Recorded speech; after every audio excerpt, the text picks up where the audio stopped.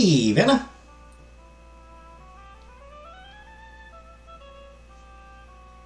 Hey, J-Dot.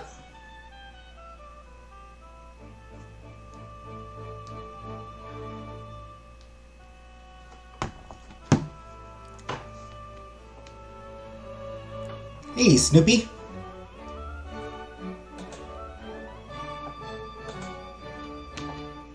Leader of Orchid. Oh, right, that's the thing going on in X-Men right now, right?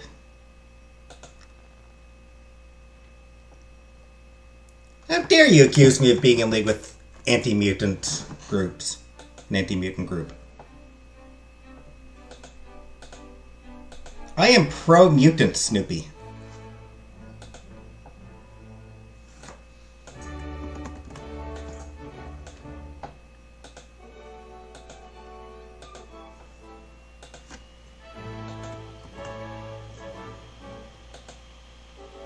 Hey, Harlem.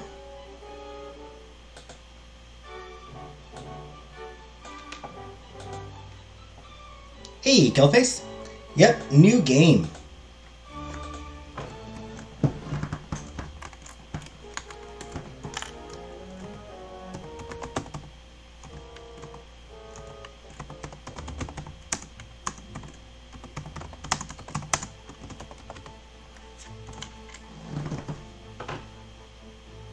We are starting a new visual novel today.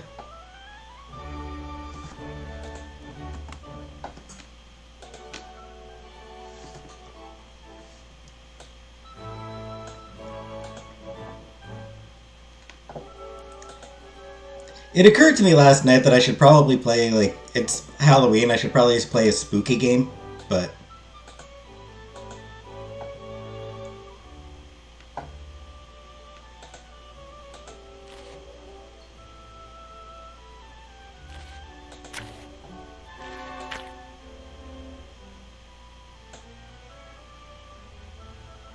trying to find a good volume for the music. I don't want the music too loud. Does this seem like a good volume for the music? Is this a good volume, or should I turn it down just a little bit more?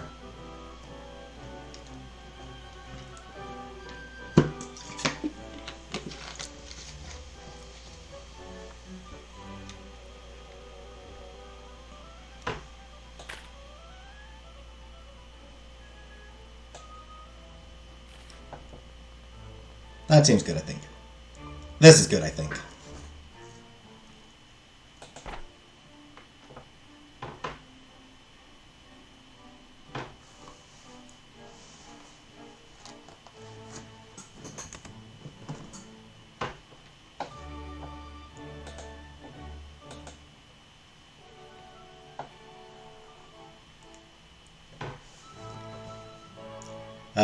So, should I talk a little bit about the game before I get started? This is a game that I backed on Kickstarter. It's developed by Joy Manufacturing Co. Published by Iceberg Interactive.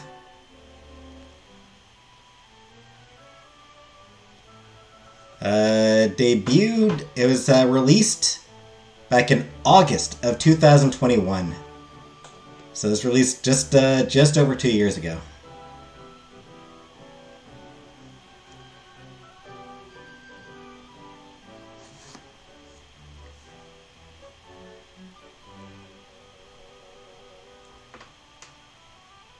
The user reviews on Steam are very positive.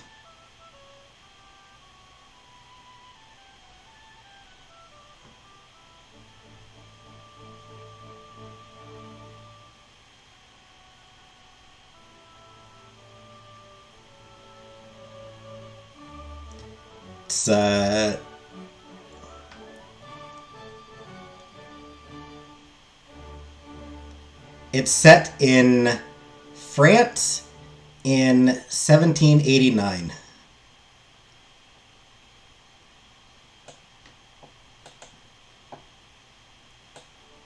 Which those who know their European history will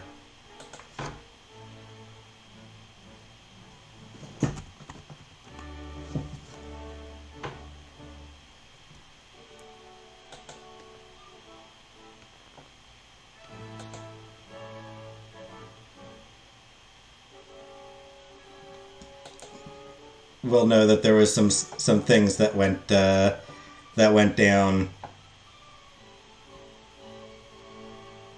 right around that time.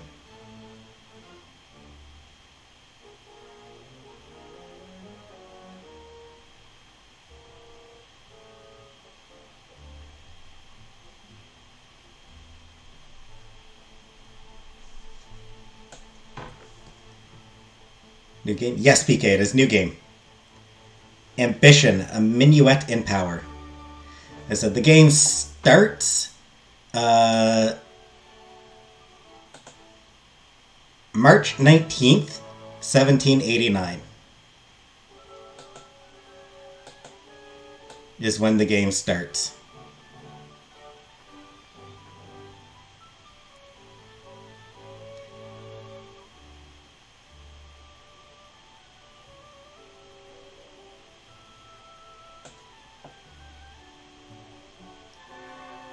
NSFW? No. Not that I'm aware of, no. No, I don't think there's any, I don't think there's anything... Hey, Color Purple. Hey, Comic Brook.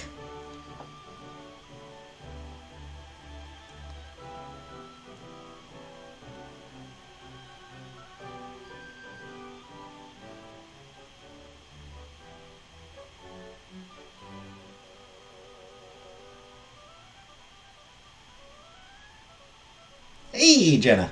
How long is this game? I think I looked it up and it's something like 10 hours or so.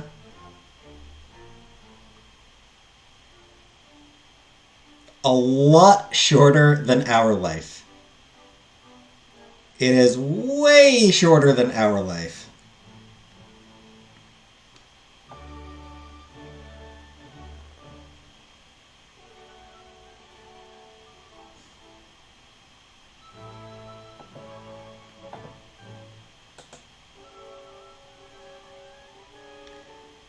And yeah, so the game is set. The game begins March of 1989. Any European history buffs in the house?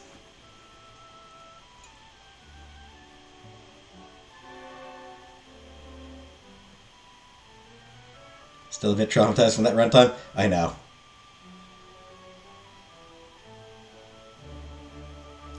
Basically, the game is set about 4 months before the French Revolution. So yeah, it's like... the game leads up to the French Revolution. Hope Cove is enjoying married life. Of course he is.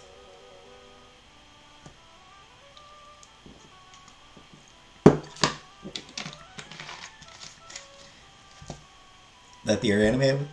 Apparently... do you think you could finish Our Life in 24 hours if you played it continuously? I mean, if I was just playing it on my own, maybe. On stream? No. No, I mean, if I skipped a lot of stuff, like if I just passed a bunch of sections, then sure. But yeah, apparently Comic Brook. Anime was entered into the Merriam-Webster dictionary in 1985. I learned yesterday that the word anime was added to the Merriam-Webster dictionary in 1985. Visual novel? It is a visual novel. And I'm not capable of be playing this for 10 hours straight. No.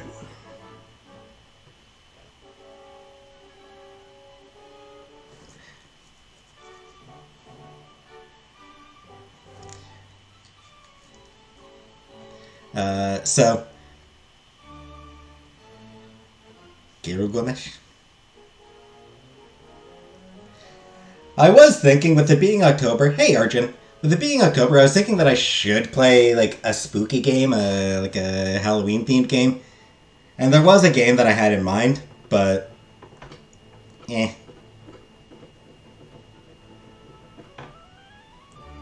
don't really feel like playing it. It's a good fact to have in the back pocket. Yep.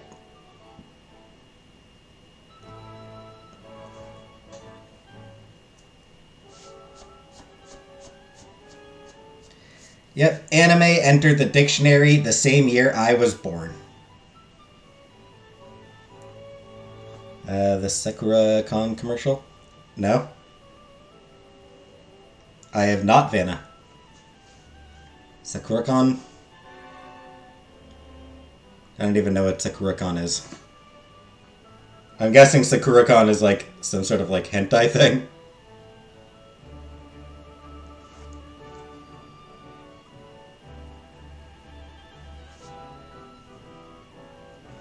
It's just some sort of like general anime manga? Like is it just sort of some general manga anime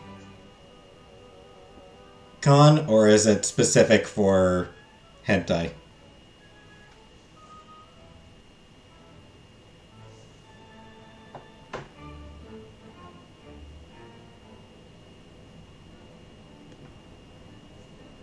Made a somewhat cringe commercial for it.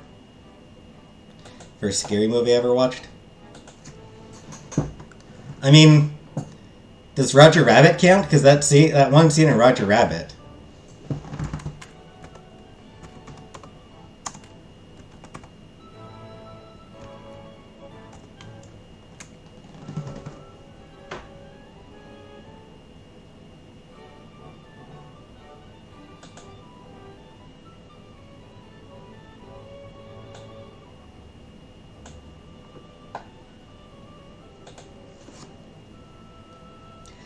Anyway, man, it looks like there's different years. There's commercials for different years of the convention. So which year am I supposed to be watching?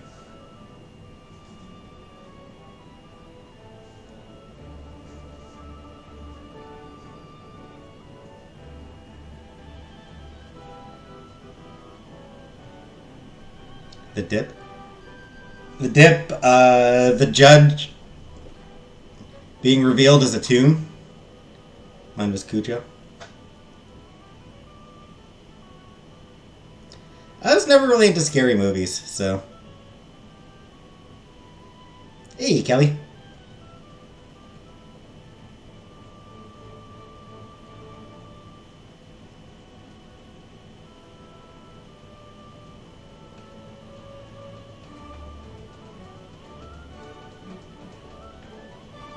$14 years ago.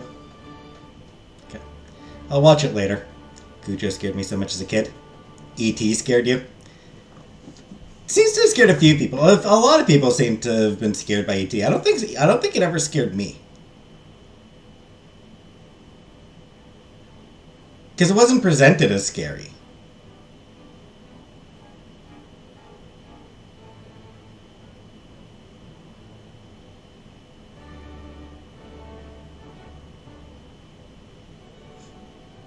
Dolls? Nope.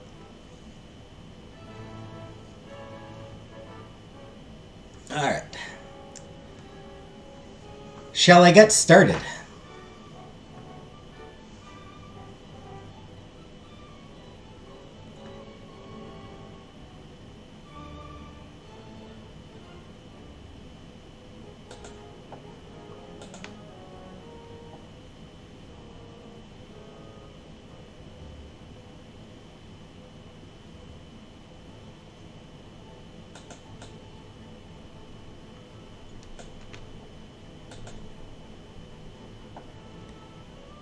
Let them eat cake. Yep. Willy Wonka scared me and still does to this day. Yep.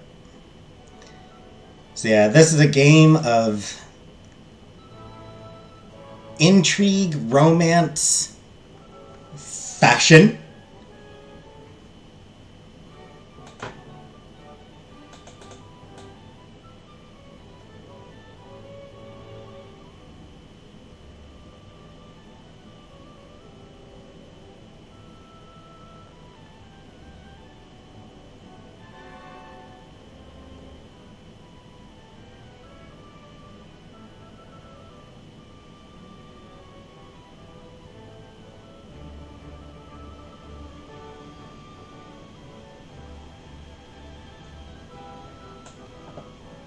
So yeah, dancing, probably. I was finding Willy Wonka until the kid fell into the chocolate liver, then it all went downhill. So until the plot started then, Kelly. It was all... Everything was fine until they got to the actual story. Do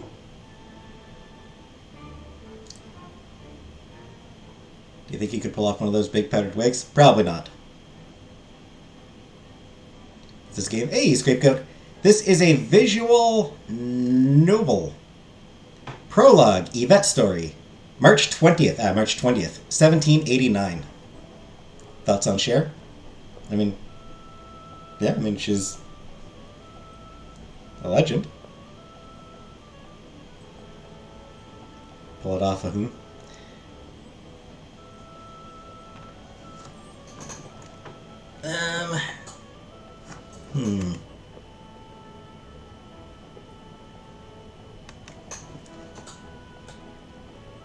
Whoops, that's not what I want to move. I don't want to block off the, I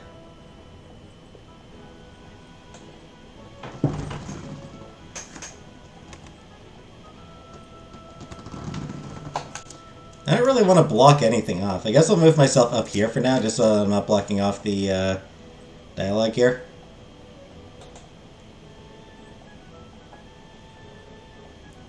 The carriage rumbles and bounces along the cobbles as you approach Paris. It's taken over a week to get here, even carrying just yourself and your luggage. Your fiancé, Armand, arranged for the carriage to take you from your small village to a tavern he enjoys called the Orphan's Feast. There, he'll meet up with you. You'll likely take dinner together, and then he'll show you to your new home in Paris. For now, though, you've already finished all of your books, and Armand's letter is your only entertainment, other than staring out the window. Yes, I'm aware of how this game... Stupid things. Like that we are rich in all these visual novels. Not actually particularly rich yet.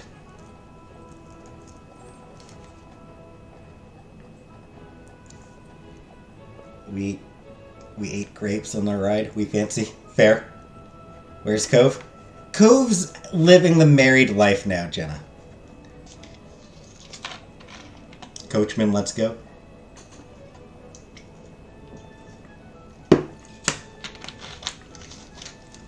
I like to eat potatoes. Who doesn't? I mean, I'm thinking... I don't want to be rude.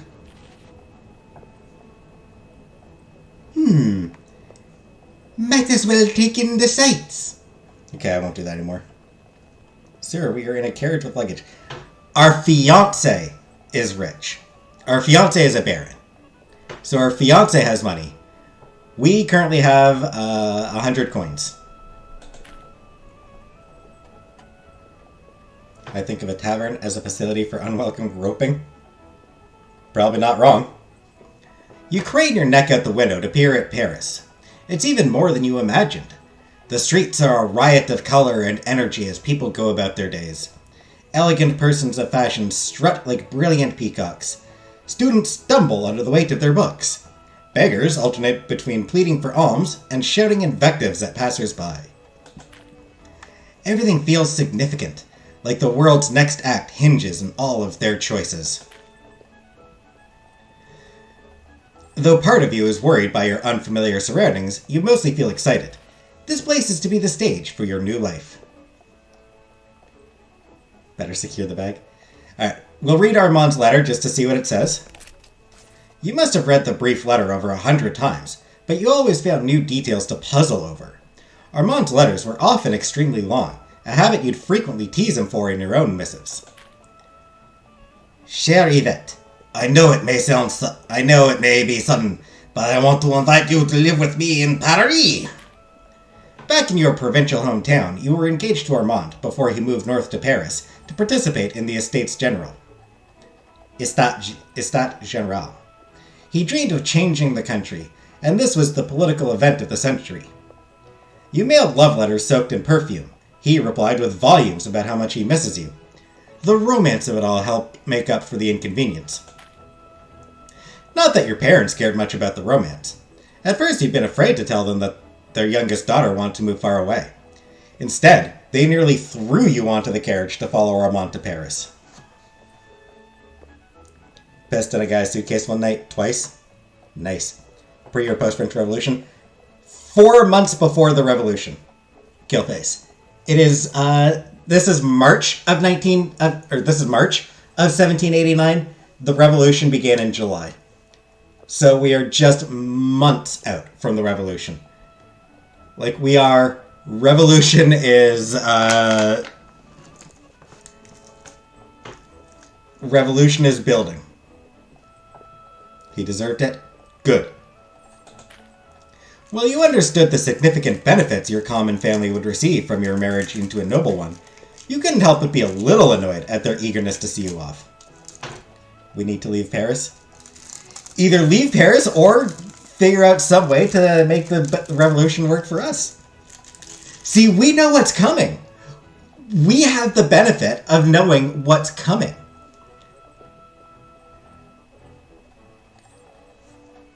So we can be like, yeah, let's... Do you hear the people sing? Anyway, so yes. We do come from a common family, being married into nobility. I can't wait for you to see it. It's unlike anything back home. It's truly that a place where anyone can be anything. Hey, Anonymous. I should probably stop trying to do the French accent. Are we going to get killed? Possibly. If we screwed up. Je t'embrasse, Amande. Amande. We're about to marry rich. We need to get TFO. GTFO. I promise I will, like... I will keep the bad French accents to a minimum. I'll do it only when it feels like it'd be funny. I'm so bad at Dance Dance Revolution. How about you? Never even tried it. Please don't stop. Okay, if I keep up a French accent, I will hurt my throat. Okay? Want to see my impression of an East German woman? Are you going to whip out your dick? Anyway, that was something you were looking forward to. A chance to be something more. After all, Baroness Yvette de Malbo has a certain ring to it. Kiss me or I'll crush you. You will do it every time for entertainment? Commit, how do you think the French feel?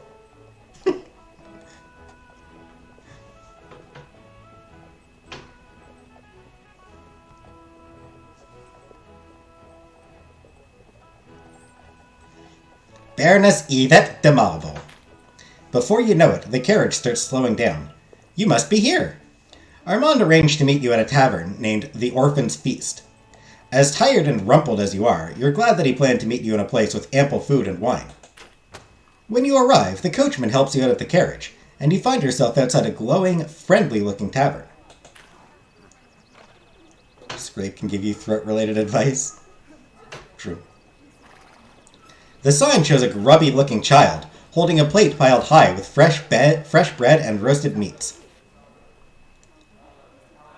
This must be the place. Inside, a woman polishing a lantern looks up at you as you enter, and her face breaks into a bright smile.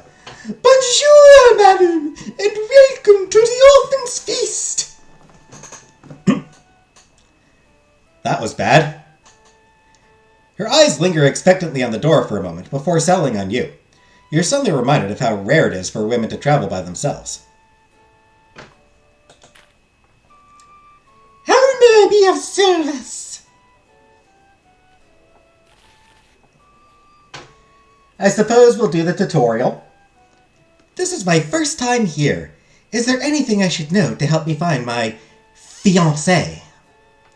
We'll do the tutorial just for the sake of the tutorial. Don't worry. While the rest of the city can be rather cutthroat, the Orphan's Feast is a relaxed place for getting your feet under you. The woman puts down the lantern she was polishing. Why is there sushi on her head? Just the fashion of the time, I guess. Balls guff. Any of these Victorian ghosts ever fall out of the walls with jism all over themselves? Like, oh, fuck, I just fell while jizzing.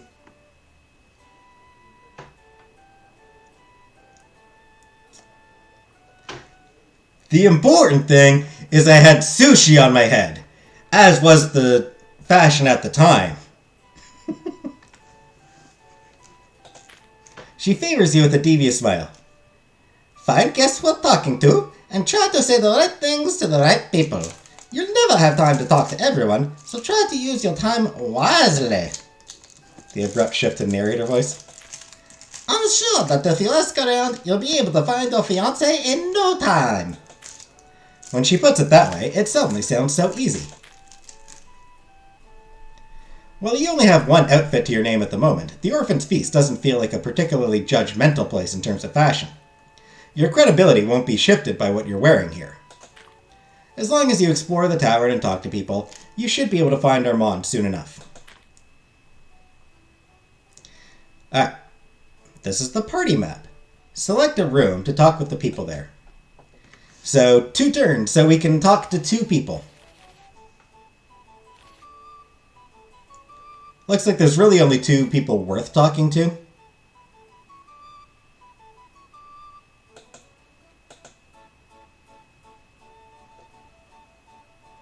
Since I don't think we want to talk to Sushi Hat Lady.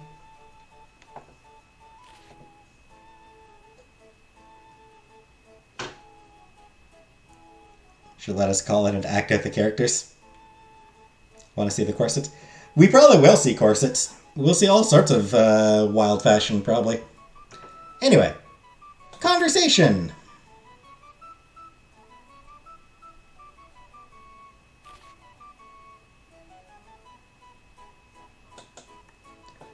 An amorous inquiry.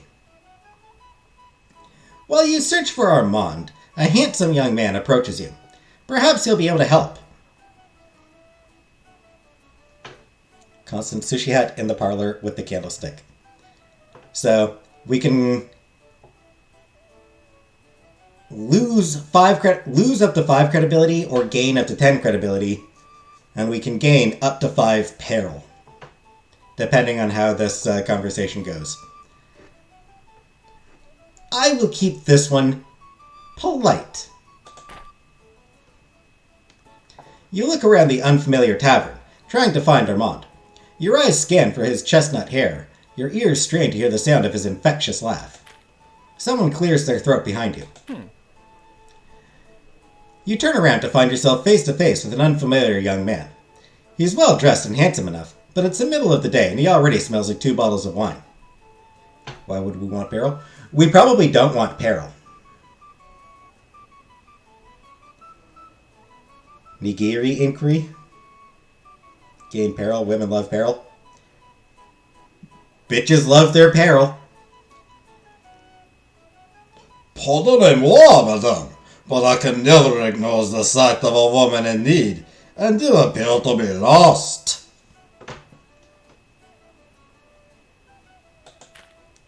May I escort you? His smile is broad and cocky.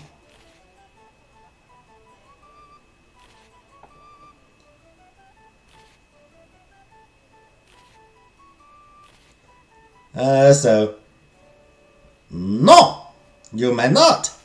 That will increase my peril. White people have rosacea. I'm so glad to hear that. I did not watch Our Flag Means Death, Killface. Can you help me find my fiancé? Oh, that is something I offer to help you do. The man grimaces and begrudgingly holds out his arm. You take it happily as he conducts you about the tavern, visiting all the places that you suspect Armand might be. A few of the patrons smirk at your clever ploy. Hey, gained some credibility. You've just gained some credibility. The more credibility you have, that doesn't... Credibility does something, I don't know what. However, after a few minutes searching the tavern, it starts to become clear that Armand is nowhere to be found. Madam, I believe this is where we part ways, Your newfound guide says, gently pulling away from you.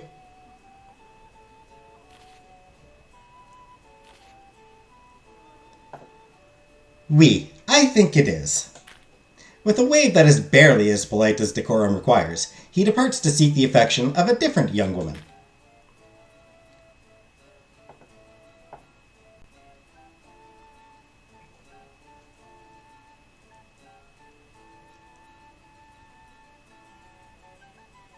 We have to stay low profiles to not be sought in the revolution. Indeed, Vanna, that would be my thinking. Countrywoman, now that you're more acclimated to the guests and travelers at the Orphan's Feast, you should be able to find someone that can lead you to Armand. I want Sushi Hat Lady. After hours of questioning and searching, it's late in the evening, and you've still yet to find Armand. You're not even sure why, but you feel exhausted. Who knew talking to people was such hard work? Now that you're warmed up, this may be your chance to finally find out where Armand is. I disagree, we need to fuck shit up. You approach a woman who you had spotted glancing your way earlier.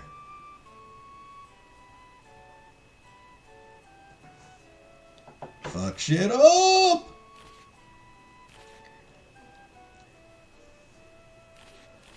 Pardon me, have you seen the Baron de Malbo? At the mention of Armand's full title, she laughs nervously. She makes small talk for a brief moment before excusing herself and disappearing into the crowd. The room appears to be emptying out. A gentleman you remember seeing earlier walks by. He might prove a little more useful. Go out in style with the guillotine. I mean, there are worse ways to go, I suppose.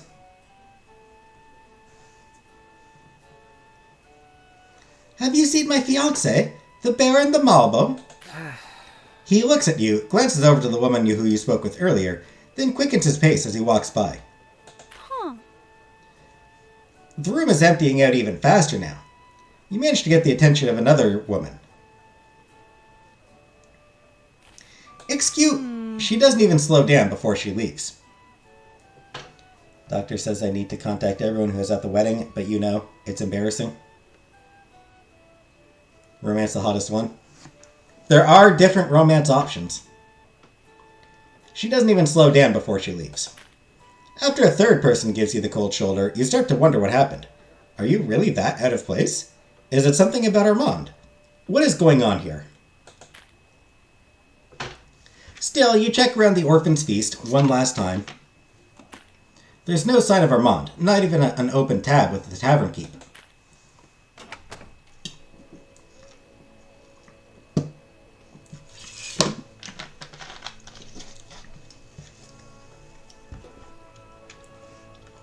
After waiting around for a few hours, you leave the Orphan's Feast, dragging your small mountain of luggage behind you. After all, the coach was only hired to take you to the tavern.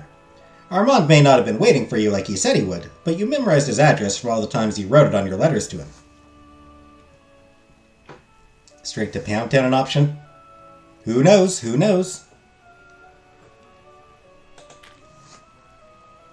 It's the middle of the night, but the street is still teeming with life. The light from the windows and the street lamps sparkle like the stars. You're tired and your feet hurt, but still, you can't help but smile. This is it. This is Paris. No matter what happens, you're still here. Let's go visit Lahore. For a brief moment, you're not a country girl dragging luggage through the streets. You're the person you feel that you are when you close your eyes, alone. You're overseeing a grand salon, surrounded by poets, musicians, scientists, philosophers, and artists. You are elegant, sophisticated, and respected. You're getting close to the address. Armand never described his living conditions much, but he's the son of a baron, and his family was always well-to-do, especially compared to yours. You spent a lot of time in that carriage, wondering about the home you'd spend your new life in. How much you want to bet that the home kind of sucks? Still, you didn't expect this. Yep.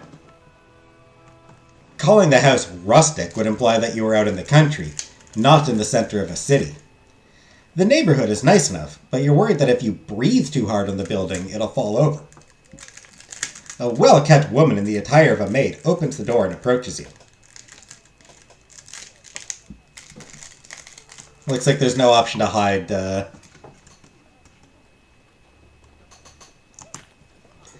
Bonsoir. I assume you must be Madame Yvette. My name is Camille. Monsieur Armand told me to expect you.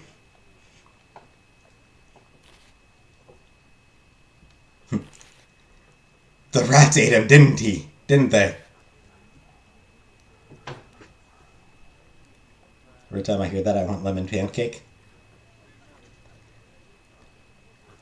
Merci, Camille. Please take me to Armand. I was hoping that he was with you, Camille replies hesitantly. I haven't seen him in days. Thank you, Camille. Do you think Armand's all right? I'm sure he's fine, madame. Madame, Camille replies with a tone of voice that doesn't fill you with confidence.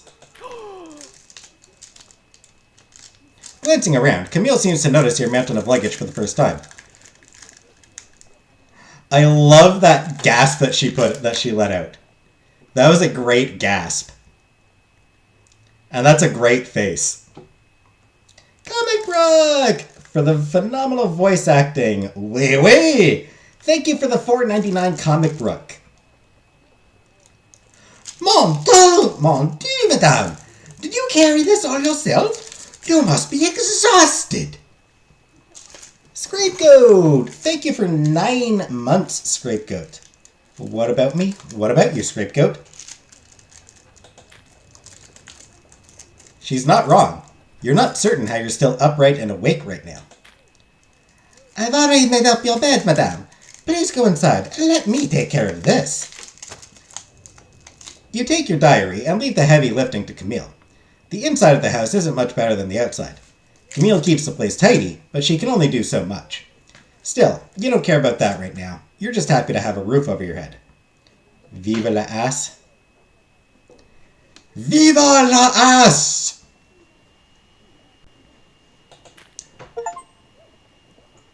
Hey, I got an achievement. Home Sweet Home achievement. Neat!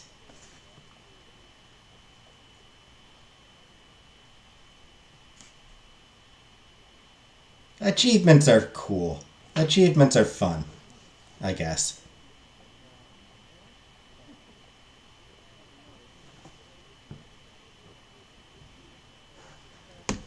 You flop down on a nearby couch, open your diary, and start to write. You're tired, disappointed, and perhaps abandoned. But writing things down always helps you make sense of a situation.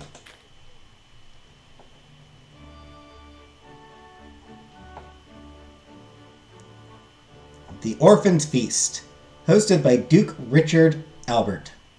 Duke Richard Albert. No novelty loss, I guess. Rewards 5 credibility. Yay! Hurrah! The noise gives me a serotonin dopamine hit like no drug could. Exactly! You get that little blip! And it's like, hell yeah! Fuck yeah! Fuck yeah! Anyway, continue. March 21st, 1789.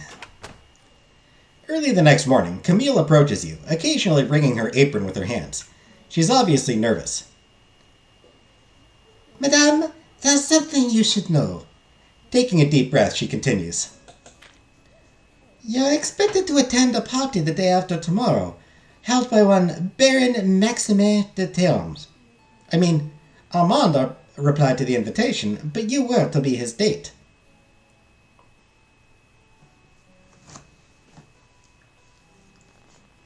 Splendid! A party! Camille, do you know anything about this Baron Maxime? Maxime?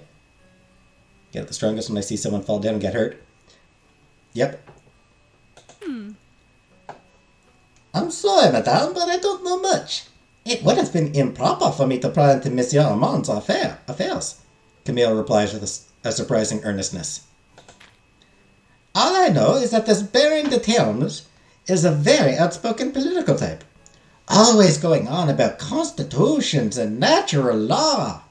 Monsieur Armand attended a lot of his salons, but never really looked happy when he came back from them. I hope that helps, madame. Well, at least I have a party to go to. Okay, I like Camille. Camille has great faces. Camille looks visibly relieved. Parfait! If you need anything washed or prepared, just ask. I do really like her face, Camille's faces. She just seems to give those great faces.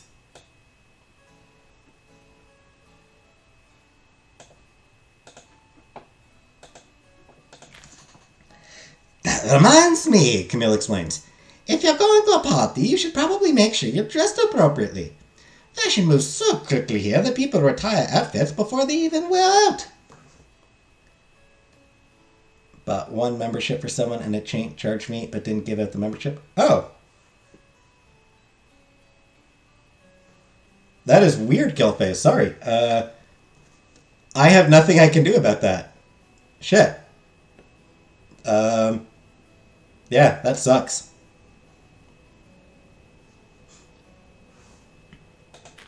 At this proclamation, you can't help but notice that Camille's uniform has been repaired many, many times. Camille continues. Monsieur Armand was always going through clothes so quickly. He said that every outfit had a certain amount of novelty. Every time you wore into a party, the novelty would go down a bit. In fact, even a little thing like wearing the same thing twice in a row could ruin the novelty out faster. Can you imagine? Fortunately, he knew the most delightful clothier on Rue de Faubourg Saint-Honoré. Rue de Faubourg Saint-Honoré. She runs a shop called Le Petit Mogul. Only $1.99, but it sucks because someone should get that membership. They should. Yeah, that sucks. Hey, Kitty Rose. It is an interesting chat. I'll try you some directions. Immediately, she starts sketching some directions, mostly just simple renderings of local landmarks.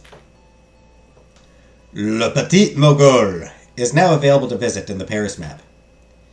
If you head out today, you should be well prepared for the party tomorrow night.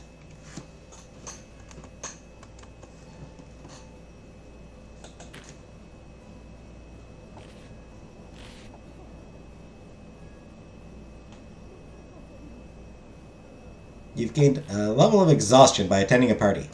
Any levels of exhaustion that you have at the start of a party or rendezvous will give you a penalty to your credibility.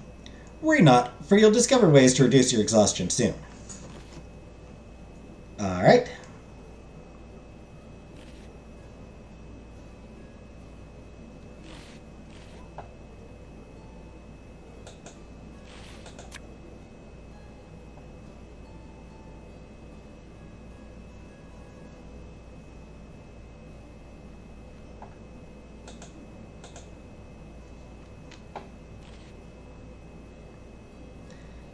Baron Maximin de Termes. Request the attendance of Citizen Armand de Malbo on March 22nd, 1789 to a salon concerning the ills plaguing our nation. We hope you remember this event for years to come. Attending this party will give you a level of exhaustion. Ignoring this invitation will cost you 5 credibility. You will receive revolution gossip at this party.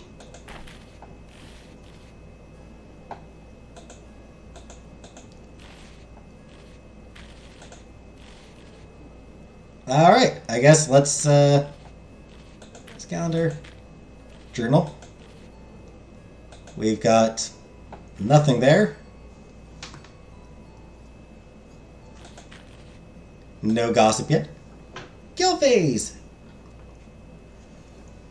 Thank you for 10 months, Killface. Google Play canceled my purchase. What? Huh. Weird. So does that mean you didn't lose the money, Killface? Anyway, thank you for 10 months, Killface. Anyway, politics. So here's the political situation. The bourgeoisie, minor. The newest of the factions, the bourgeoisie, is the merchants, tradespeople, and academics of the commoners in the Third Estate. While the bourgeoisie is wealthy, they lack the titles of the noble classes, and thus bear the majority of the country's tax burden. This has created some resentment. The military, minor. The armies of France are considered among the most powerful in Europe. Though sworn to protect the king, the cost of foreign wars and unrest at home has led to harsh conditions and poverty wages for the common soldiers. This has left their loyalties strained. Just made fresh french fries? Nice. The church, minor. The First Estate wields strong political influence and owns a great deal of land throughout the kingdom, despite the fact that their first loyalty is to the Pope in Rome. The many privileges enjoyed by the church have become a source of resentment among more patriotic Frenchmen. The Revolution, major. Killface! Hey! Congratulations, Vanna. Thank you, Killface, for gifting a membership.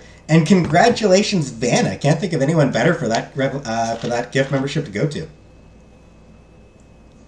I know the memberships are random, so that's pretty great.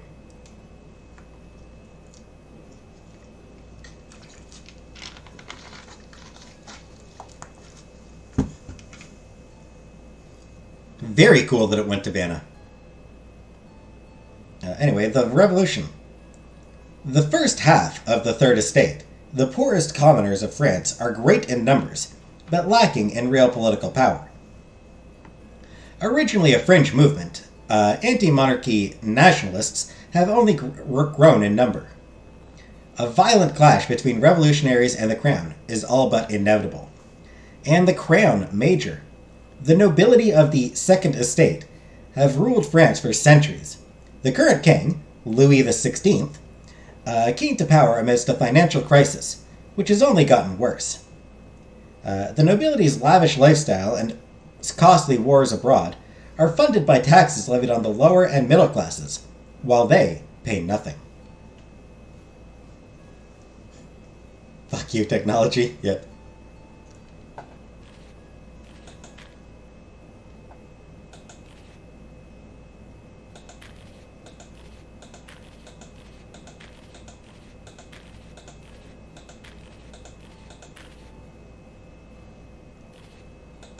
I have...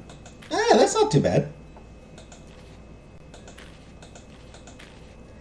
Honestly, this isn't too bad an outfit. Pick me, pick me.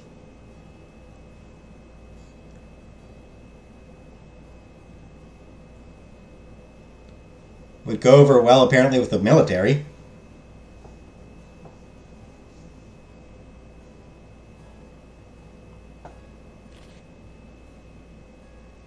I don't know, I think this is a cute outfit. Not something you'd wear to a party, but it's cute. You could probably get away with wearing it to like a revolutionary party.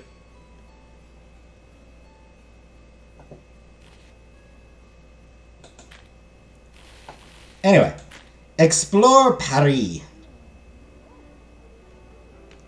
Point of interest, shop, current objective. Incident, ooh.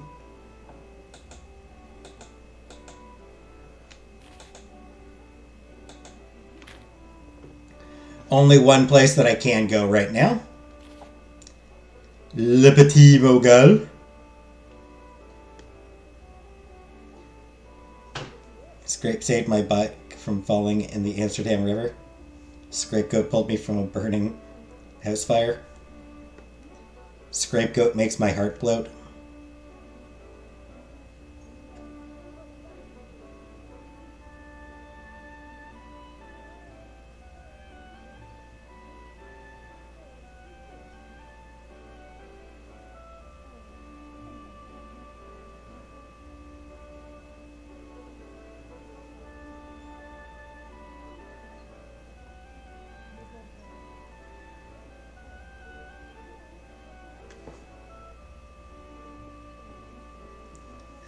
Alright, let's go to Le Petit Mogul.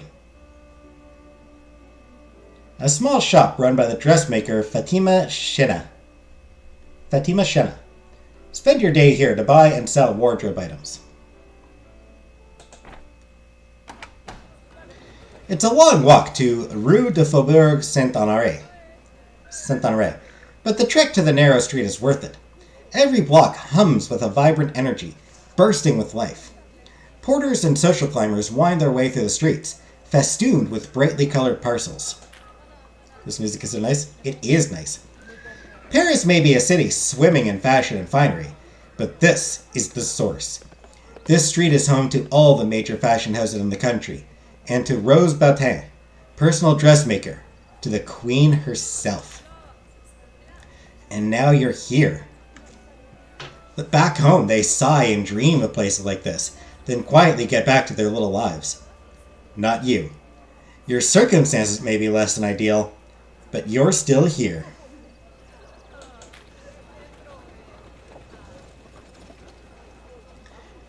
Le Petit Mogul, you mumble to yourself idly, trying to make sure you remember the name of the shop.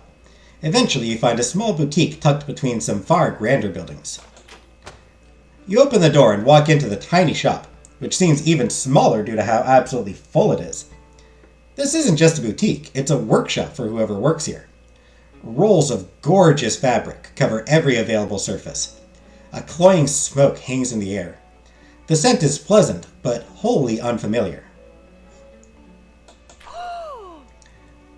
As soon as the door swings shut behind you, you hear a sudden rustling of fabric further in the store. "A customer! Hamdulillah!" a surprisingly young voice calls out.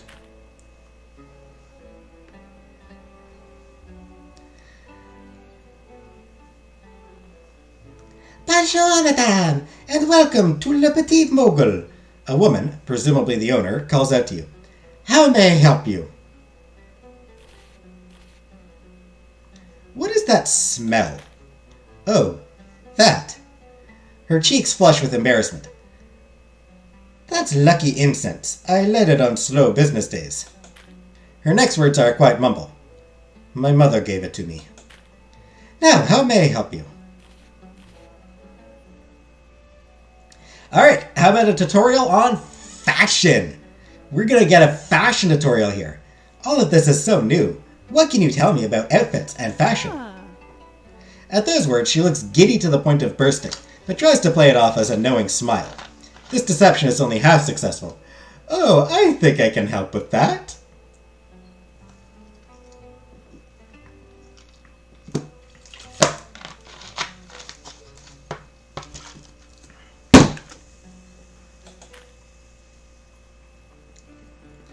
Select one of my lovely outfits to see if it's to your liking. Remember, my stock changes every day, so be sure to visit often.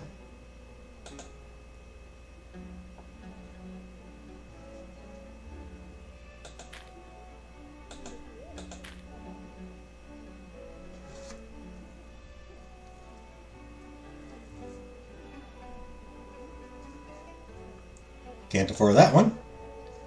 Robe de cour. Always needed a fashion tutorial? Same.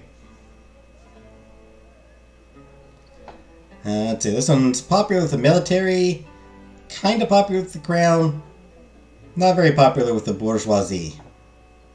Really unpopular with the revolution.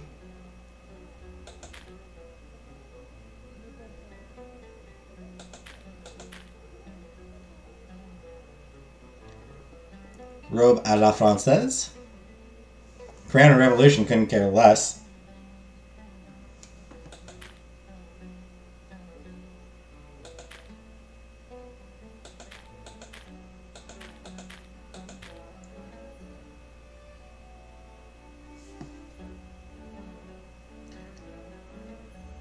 I'm leaning towards this one.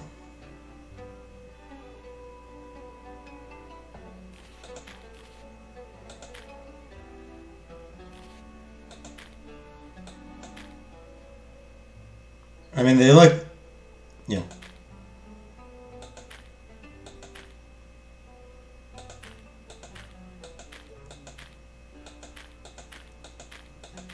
Why is there a price difference when these two look exactly identical? You know, these ones do look at least a little bit different. Different colors and trims and everything.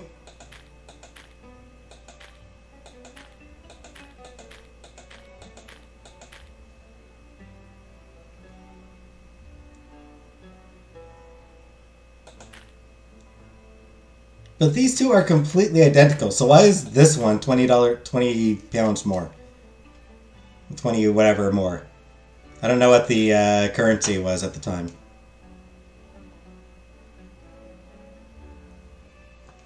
What was the currency in France at the time?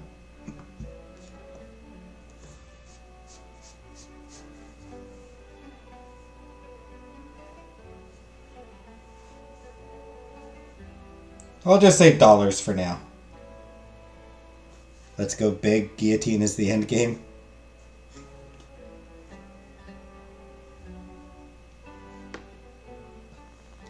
Yeah, because this one goes over relatively well with both the crown and the bourgeoisie.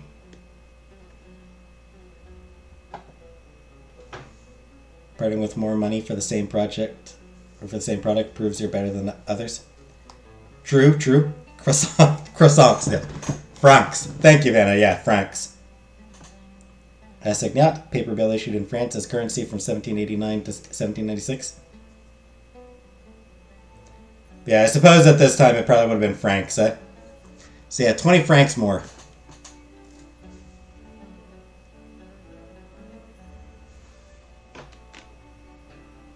This party is being held by the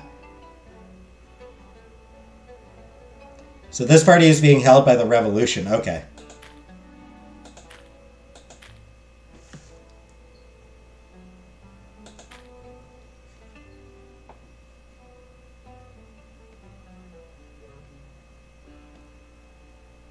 Good thing I checked, because I don't want to piss off the revolution. In that case,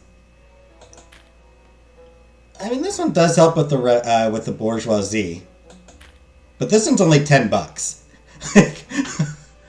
Like, I'm thinking this one just because it's only $10. It's only 10 francs. That is cheap as cheap AF.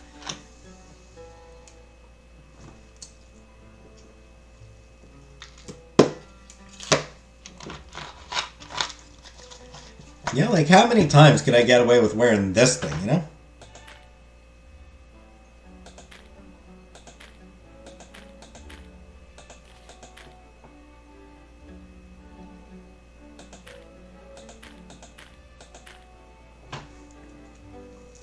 Pick what the church hates most.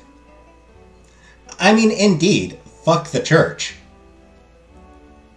Absolutely the group that I am going to be least interested in appealing to.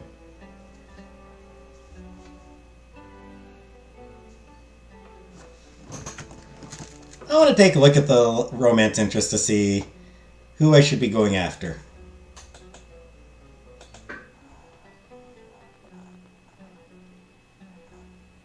Let's see, the romance options.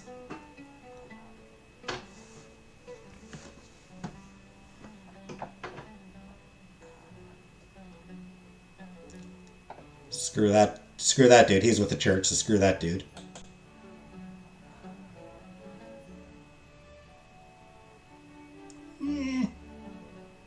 Maybe.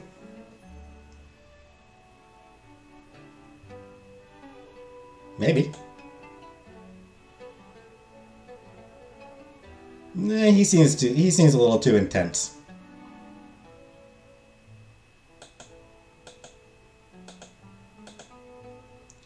So there's 3 romance options that I'm leaning towards. 2 of them women, 1 of them a dude. Obviously, because I personally am not attracted to men, I'm kind of leaning towards 1 of the 2 women. But anyway,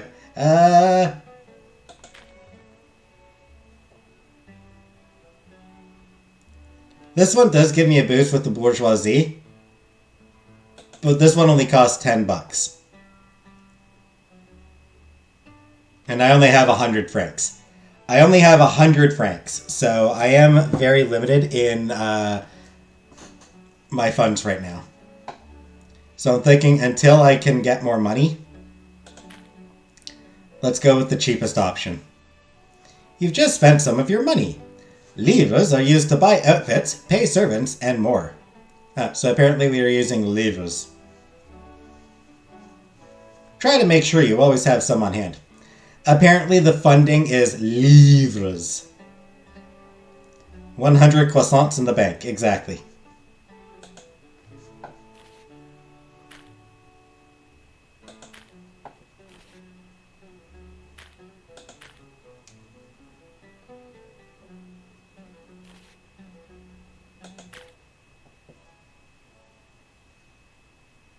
It is now March 22nd, the day of the party.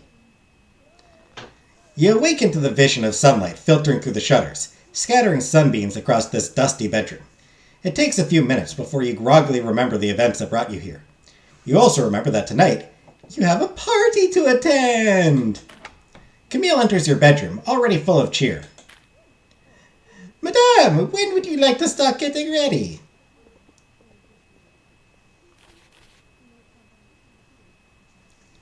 I don't think I have anything to take care of, so... Sure, why not? If this is important as the invitation makes it seem, I should start preparing now. Hate the roof on that bad boy? Yep. That's good to hear! These preparations always seem to take all day. On days where you have a party, you won't really have time to spend exploring Paris. Once you go to your wardrobe, we can get started. I've never really done anything like this. Is there anything I should know? Don't worry, madame. A glamorous woman like yourself is sure to catch on quickly. Stop blowing smoke up my ass. Click here to go to the wardrobe. Okay. This party is being held by the Revolution. Click on an outfit to select what you'll wear to this party. Can I just wear this? This seems like a good look, right? Just wearing my nightgown, that's a good look.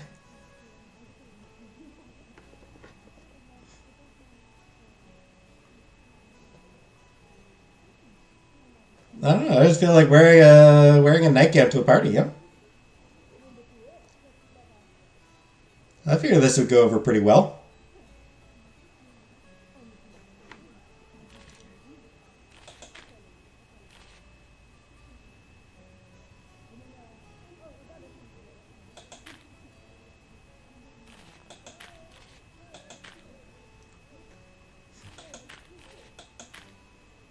But okay, let's wear the robe à la française. Too provocative? Don't be the Walmart pajamas pants girls in high school.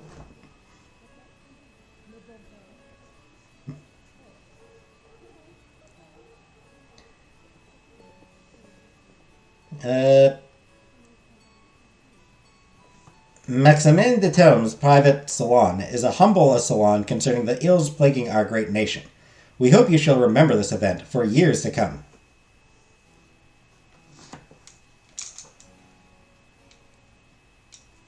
Medieval? I mean, the medieval era would have ended centuries before this. Like, there's no real agreement on when the medieval era was, but definitely would have been over by, really by the 15th century at the latest, it was over. The medieval era was over.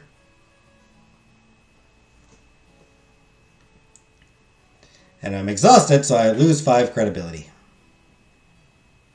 Alright, let's go to the party.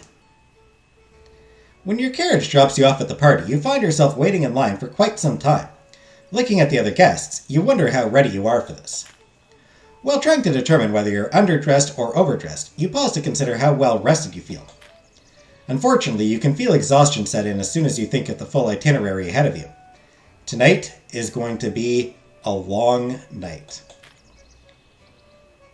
Penalty, credibility penalty. Oh no. Think I would have gotten laid back then? Probably.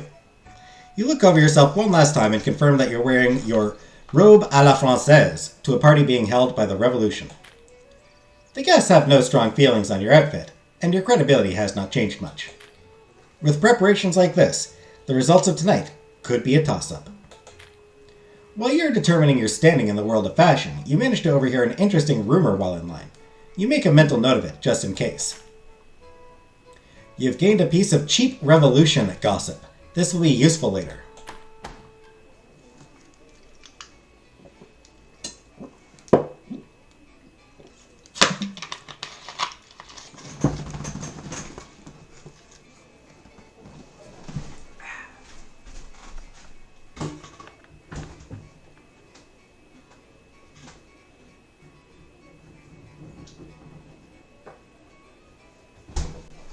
Yeah.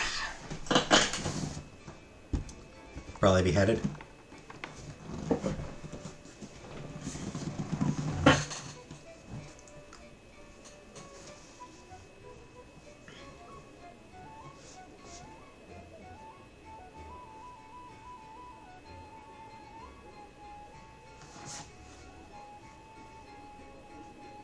Yeah. I'll bet you'd be beheaded. I'll just bet you'd be beheaded, Jenna.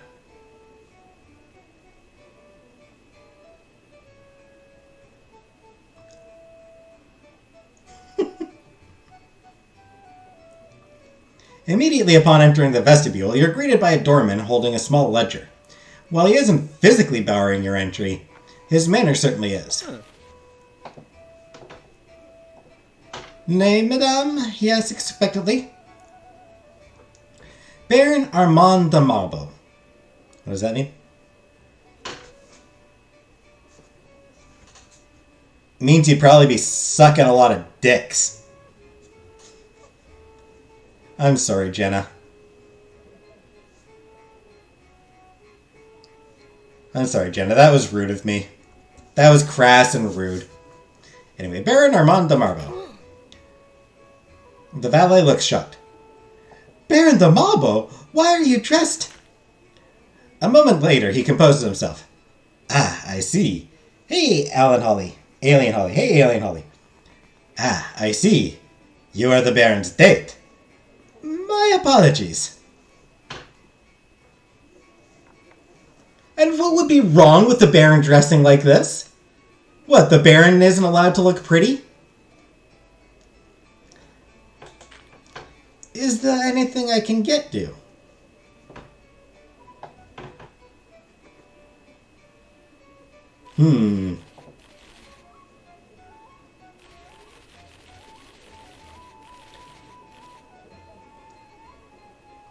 Gratitude to the host? Or send him some wine? You know what? Good idea to get in, good idea to sort of get off on the right foot with the revolution, so would you be able to take this gift of wine to our host? Minus 10 livres. With a small flourish, you present a bottle of wine you had the forethought to bring earlier. It wasn't cheap, but the gesture is more important. Ah, merci beaucoup, madame. I shall make sure the Baron is aware of your generosity. Turning from you, the doorman waves imperiously to another servant nearby, who takes the bottle from you. Afterwards, that servant dutifully scurries away. Spent 10 livres. You hear some appreciative murmurs from the other guests in the vestibule. Your gratitude and enthusiasm seem to have made an impression on them, eliminating some of the tension in the air. Surprisingly, the doorman himself seems rather unfazed. Hey, gained some credibility. 3 credibility gained. Before you can ask any other questions, he bows deeply to you. Pardonnez-moi, madame. Baron de Thomas instructed me specifically to inform him as soon as you had arrived. We've heard so much about you. Enjoys the party. he says with a smile before leaving. It's probably not meant to sound like making it sound sinister is probably the wrong choice. Like, I'm pretty sure it's not meant to sound sinister. I just wanted to make it sound sinister. It just seemed funny to me.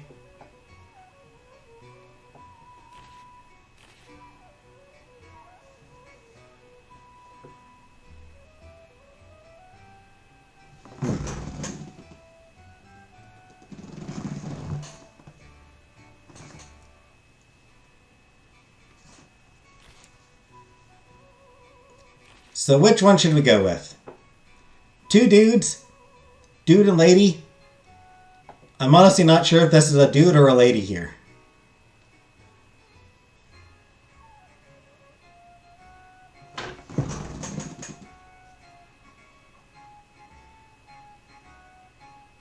Pretty sure a lady. With a fan. So yeah, we got a couple dudes here. We got a dude and a lady. Or we got a fancy lady.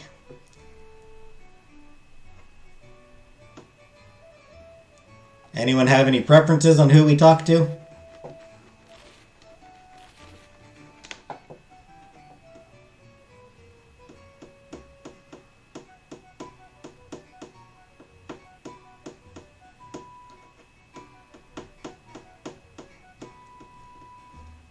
Come to think of it, it feels like it'd be improper for me to just talk to this for me as a lady to talk to two random dudes.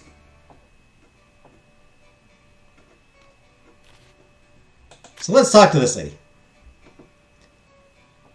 Let's see. This woman standing by herself seems quite fascinated by the host of the party, Baron Maximin de Termes. Two guests are clearly looking for someone else at this event. Apparently, a new revolutionary figure has arisen in Paris, one that's winning quite a bit of favor among the more radical elements. In fact, you might even be able to meet such a person later. Who's Antoine? Who the hell is Antoine? Alright.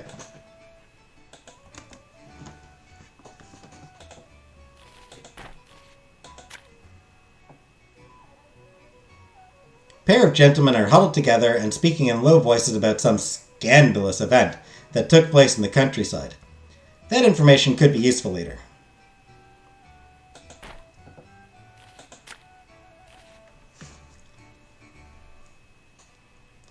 Alright. So this lady, all I can gain is credibility. This conversation, I can get some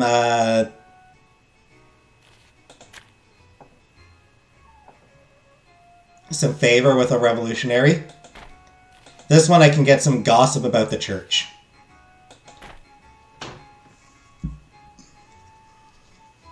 So the question here now is, do I want to try to gain some favorability with revolutionary dude?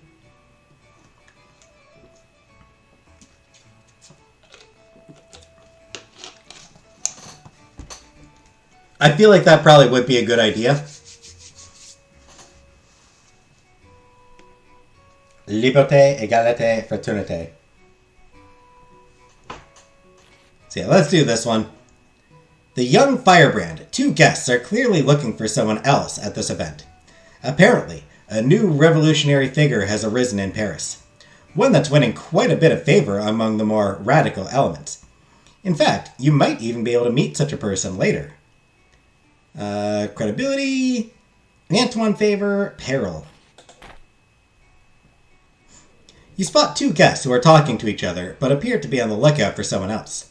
Every few moments, their conversation breaks off so they can collectively glance around the room. Something about them feels tense. Huh. Is he even attending tonight? I have no idea, though we should be able to spot him quite easily.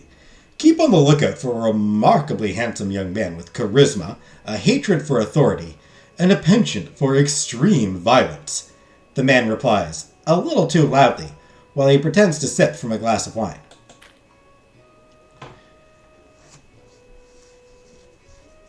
The woman stares at her friend incredulously. How exactly does one spot a penchant for extreme violence? Suppose if he decks somebody, that might, Examine the way others treat him. If people keep their distance, then that's your man. Well, that's certainly a good start, the woman admits and makes some room for you in the conversation circle. Are you looking for Monsieur Saint-Just as well? Before you can answer, her friend interrupts you. Of course she is. That maniac is the only person anyone here is talking about. A wry smile creeps across the woman's face, and she pats her friend reassuringly on the arm. A maniac? Surely you're just exaggerating. I'm not. I'll concede that Saint-Just is a charismatic boy. That much is true. However, don't forget that he led a student revolution at his own university. He tried to put the whole school to the torch. I'm all one for building alliances, but I don't think Maximin should have invited him. The Third Estate doesn't need people like that. The woman grimaces. I hadn't heard that part. What about you? Do you think it was right to invite Saint-Just?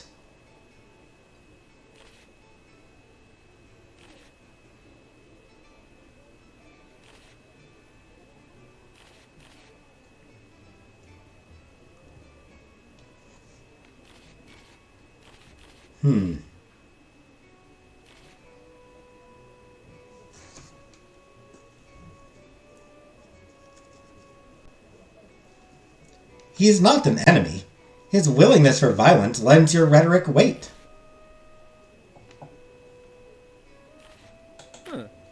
Nodding along, the older nationalist replies. So, you're saying that if we let Saint-Just to form his own movement, we'd give the First and Second Estates an easy choice. They must either negotiate with our peaceful reforms, or fight Saint-Just's uprising. He doubtfully cocks his eyebrows, and you can feel your point start to slip away. Then, once we won, we just convinced the violent uprising to stop. Well, it sounded a lot better in your head than it did out loud.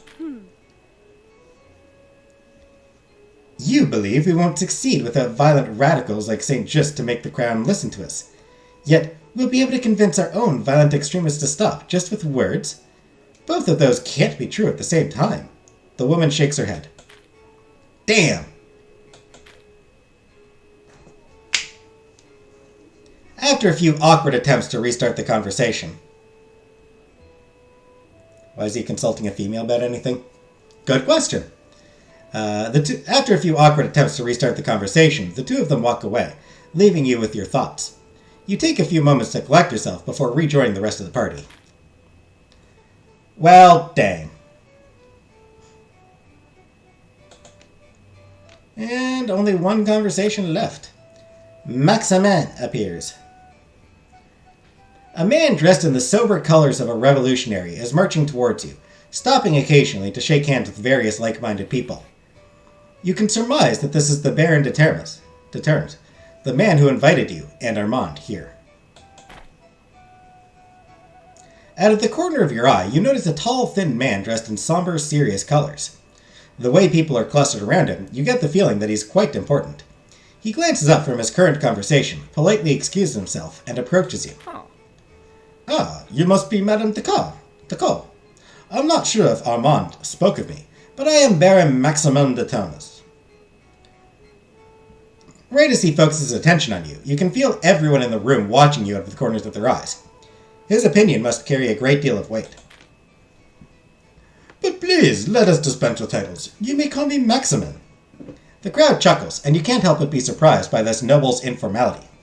This would be downright scandalous in any other circle.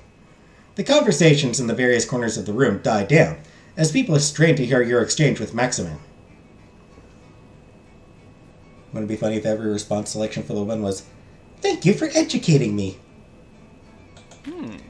It's great to meet the woman Armand spoke so much of. He said more about you than he did the state of the nation, and you know how much he loves that. Maximin smiles and offers a knowing wink. Now that I've seen you, I can see why he had such muddled priorities. Hey, gain some credibility. In fact, you may both find these useful. He grabs a jumbled stack of political pamphlets off his desk and hands them to you. Discourse moves so rapidly after all, and I would hate for the two of you to have any trouble keeping up. A few voices in the crowd murmur in approval. Maximin pauses, his eyes sweeping the room for a moment. But please, I must trouble you with a question of my own. I've been told that Armand is unable to join us tonight. What has delayed him?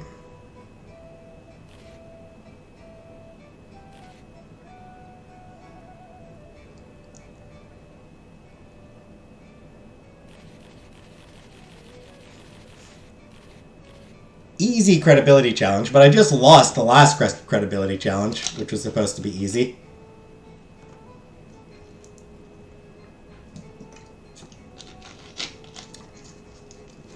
So, do I lie in an attempt to cover for Armand?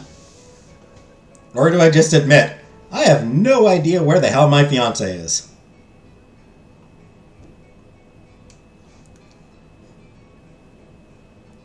So what are we thinking? Lie or tell the truth?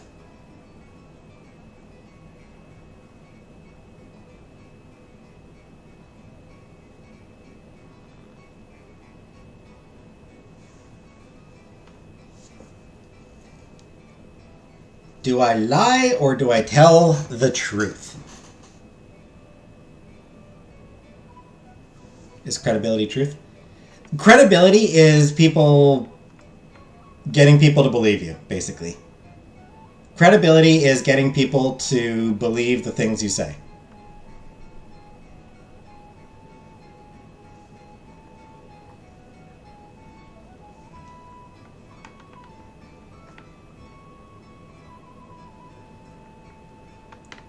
The other answer sounds better. Do you mean the, oh, he's just sick? You're saying that he's just sick? Sounds better, Vanna?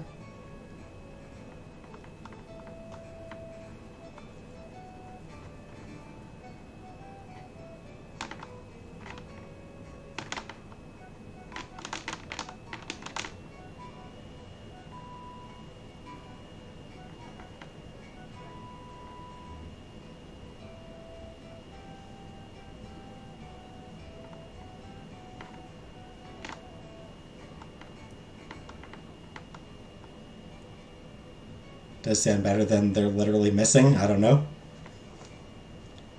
I mean, fair, but...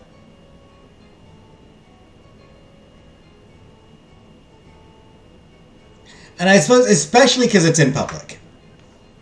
You know, like, if I were talking to the dude just in private, then telling him the truth, maybe.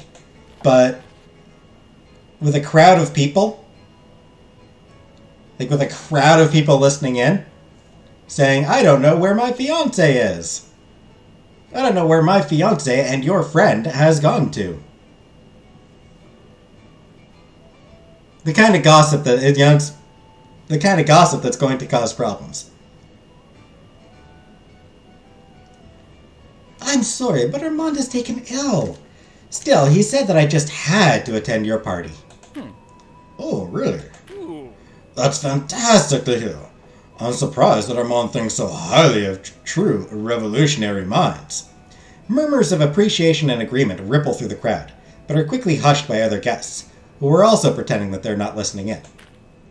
Hey! Credibility up! Woo! Gain some credibility! Woo, woo, woo, woo, woo! He believed me! Everybody believed me!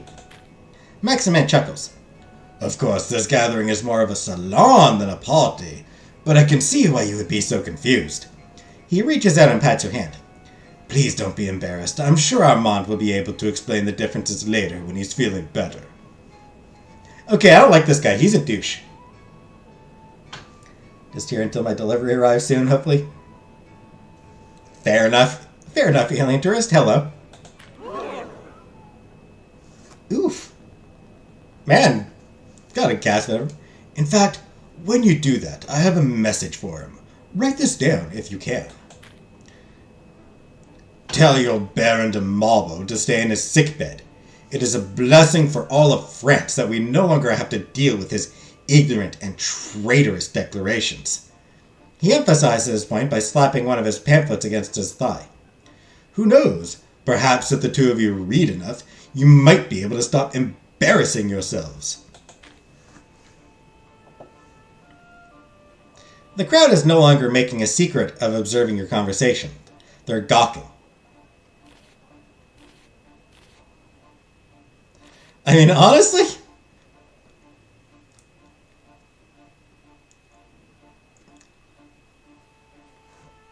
that's fine, alien tourist. That's fair. That's fine.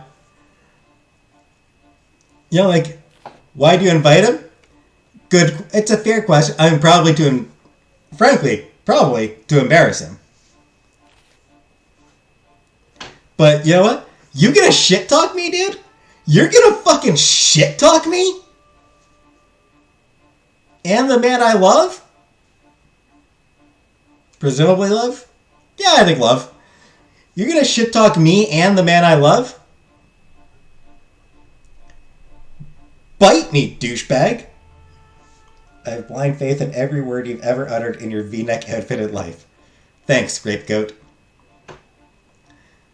I don't need your pamphlets to know that you're being a presumptuous boor. That's a great face right there. I like this face.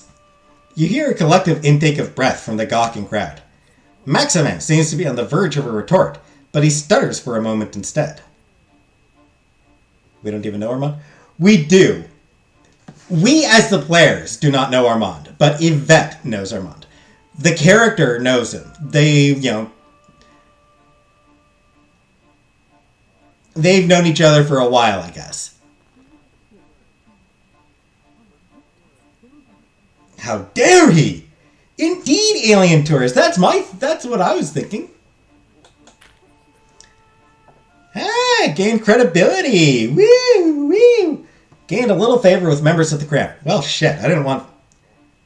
Truthfully, I wasn't actually looking for credibility with the crown. But you know what? No, that's fine. That's fine. It's fine. It's fine.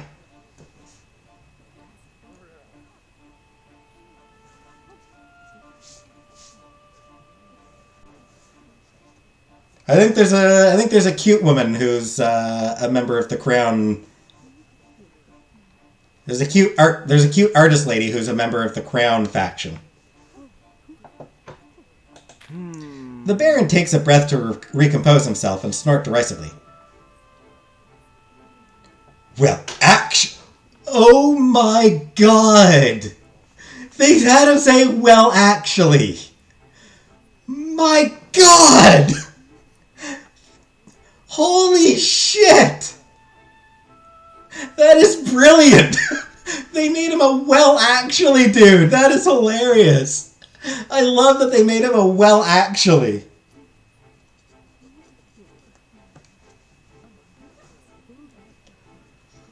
Well, actually, if you'd taken the time to read any of the materials I just gave you, then you'd know that calls for civility are the enemy of progress. I don't disagree with him there. So, hilarious as it is that they had him say, well, actually. I don't actually disagree with him here.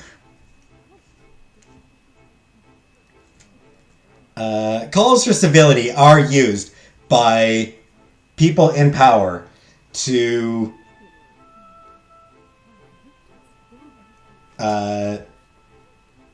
delegitimize people without power. Modally pushes up glasses. Well, actually... But yeah, like...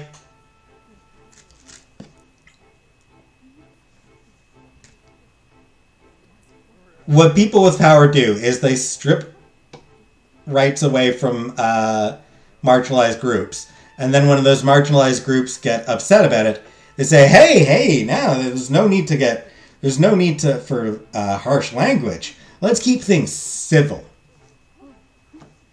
So he's not wrong. He's just a douche. He takes a step towards you, and you can see that his eyes are filled with hate. Now steal your childish tongue. The adults are talking. Hey, you just gained some peril. While perilous decisions can often get you what you want, if your peril bar fills up, then it means something unfortunate will happen to you. Be careful with how much you take on.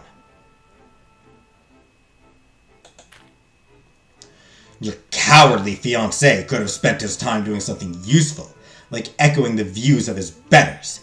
Instead, he chose to waste our time with calls to consider traitorous alternative actions.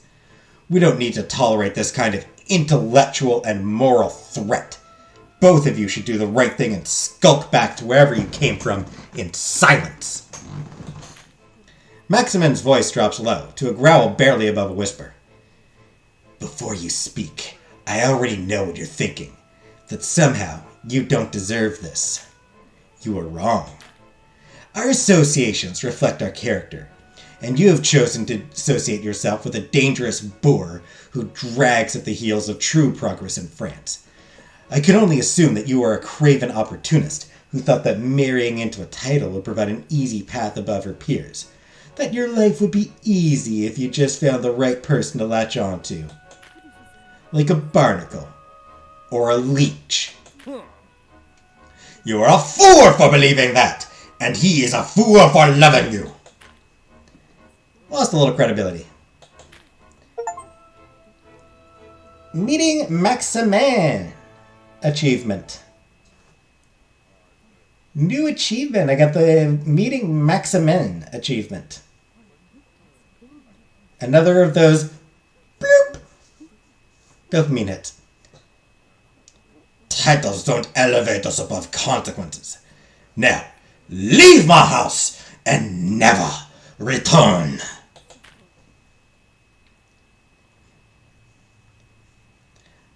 Before you can reply, a valet grabs you roughly by the arm and drags you from the study. So it turns out my sinister voice for the doorman at the start, not actually a bad choice. When I had him say, enjoy the party, I wasn't wrong to have him give him a sinister tone. Before you can reply, a valet grabs you roughly by the arm and drags you from the study. People like your loathsome host don't need to do their own dirty work. They have servants for it. It takes far longer than you'd like to get outside, as the entryway is crowded with guests preparing to leave. You can feel their eyes weighing heavily on you. When you finally get to the door, you feel a brutish shove, and you stumble out into the courtyard, barely keeping your balance in your heels. The area is equally crowded, with various persons entering their personal carriages. You can hear somebody snicker, but you have no idea who it was. The only thing left to do is go home.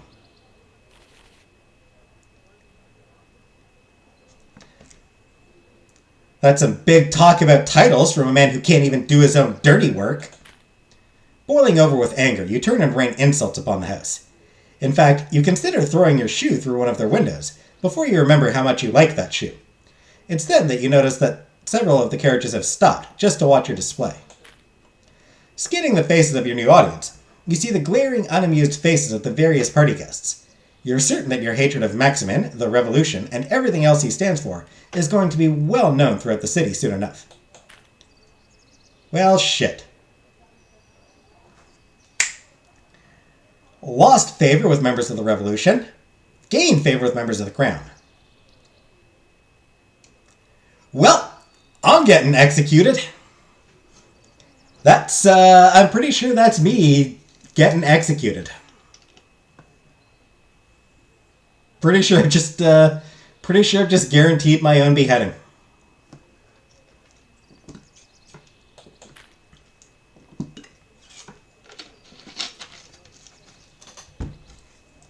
You grace the voyeurs with a haughty sneer before leaving towards your own carriage. However, when you arrive at the place where your carriage is parked, you quickly find out that it isn't.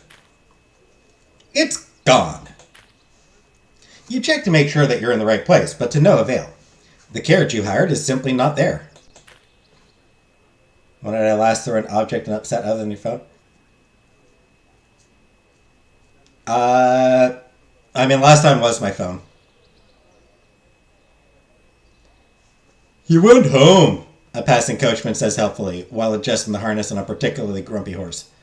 Dorman came out about an hour ago and told me you wanted the coach to leave without you. Seemed real important, so he went home. Before you can even respond, he gets his carriage moving, leaving you alone with yet another indignity.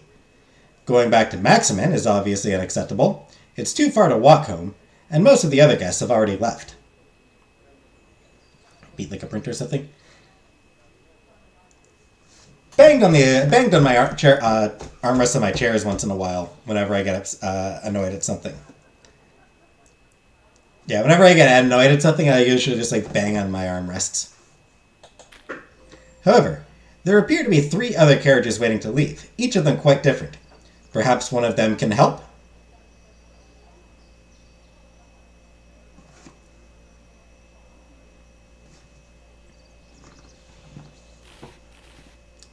I mean, the humble carriage seems like the most... The carriage to the left of you is of foreign design, and features a gilded crest as its only ornamentation. This crest is emblazoned with a motto in Latin, and appears to belong to a priest of some description. Well, shit. Smashed a phone twice. Not trying to brag or anything. The curtains are drawn, but someone appears to have a lantern inside. Judging by the occupant's silhouette, it looks like he's reading.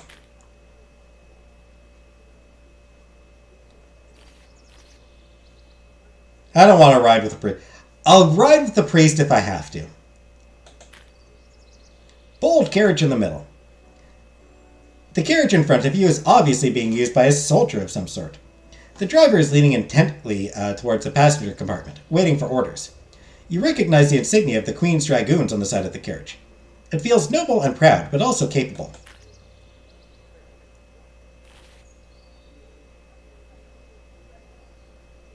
Let's check the last one. The carriage to your right is richly decorated, yet somber.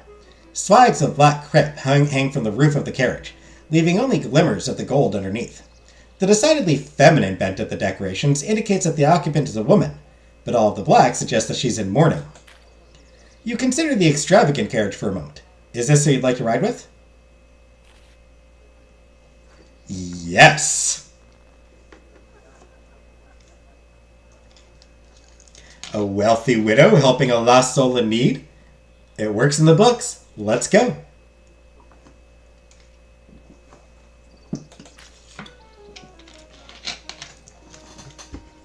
I have no interest in riding with a priest.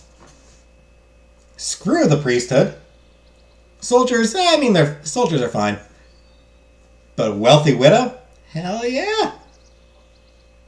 Mac on that wealthy widow. Make some moves.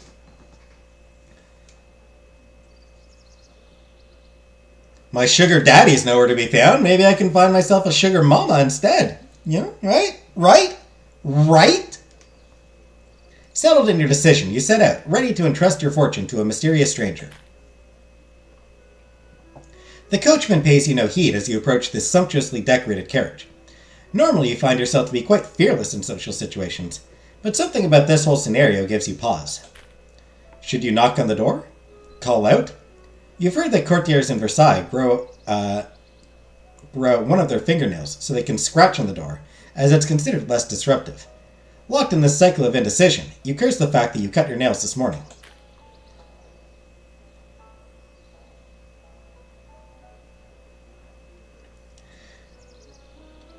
What seems to be troubling you, madame? Calls out a voice from inside the carriage. Madam, my fiancé is lost, our host denounced me, and my carriage is gone. Can you help? Hell yeah, lay on the pity. Mm-hmm. How tragic, replies the voice with a trace of amusement. What kind of person would I be if I didn't take pity on such a helpless soul? Madame Gazelle. Gain favor with Madame Gazelle. Renee, the door, please. With that, Renee, the coachman, hops down from his box and opens the door for you. He wears the same colorful livery of most servants, but it's adorned with a black badge on his breast. You squint to peer at the woman inside, but to no avail. Between the swags of black crepe obscuring the windows, and the lack of lanterns within the carriage, the entire inside is shrouded in gloom. Even better. A delicate pale hand reaches out from the darkness to you. You take her hand and step inside. A mysterious wealthy widow. After a few seconds, your eyes adjust to the shadows, and you see the woman in front of you. She's older than yourself, but still younger than you'd expect. Dressed in luxurious morning clothes, she reclines easily in her seat, clutching a fine glass filled with water. Hey, Leah. Pretty sure this lady's a romance option.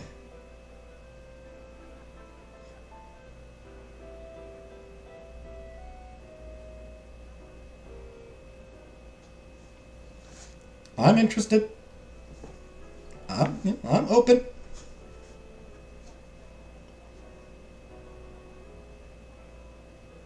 Mommy? Sorry.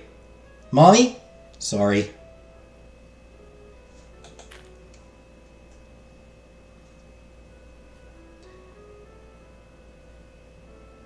My name is Honored. What should I call you? Madame...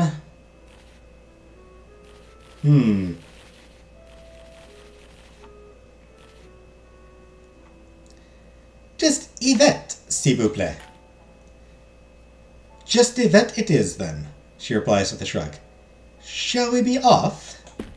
She knocks delicately on the roof compartment, and with a clean crack of the coachman's whip, the carriage makes way towards Paris. While I saw you a few times during the party tonight, and I know that you're new to Paris, we never had a chance to properly introduce ourselves. However, I did manage to hear about your most unfortunate run-in with our host. Why were they so dreadfully cruel to you?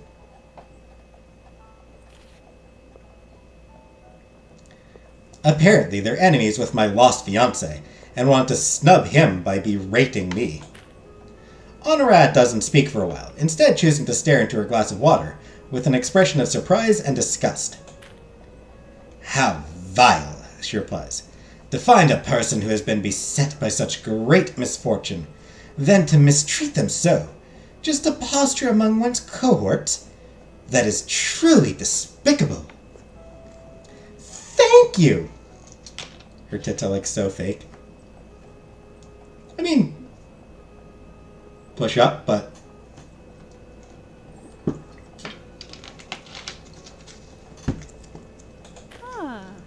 You must be quite strong to endure such dreadful treatment. Hey, gained favor with her. She examines you intently while she sips her water.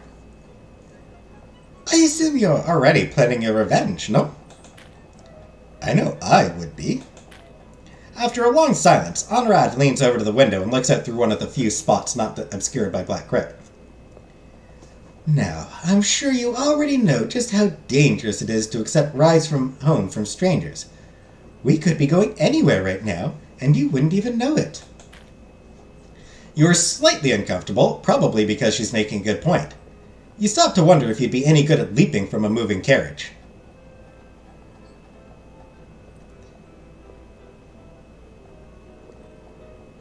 You can take me anywhere you want, Mama.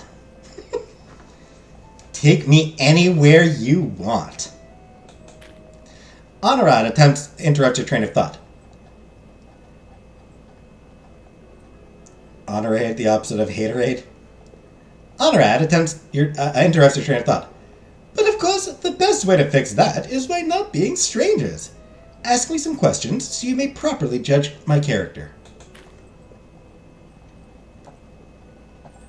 Please, indulge me. What would you like to know? This feels kinda rude. How did you know our host? Would you believe that I don't? Not really, at least. She chuckles into her glass before taking a leisurely sip. Of course, now that I know what they did to you, I have no intention of getting to know that conniving wretch at all. Until a few years ago, I was actually quite the homebody. My husband's textile mills made more than enough money for me to live a life of leisure, which he was happy to let me do. Though, I'm sure he was frustrated by my unwillingness to attend all the big parties his clients would throw. Crowds don't really suit me, you see. I prefer more Intimate gatherings. I'm down for an intimate gathering right now, baby. I'm down for an intimate gathering right now.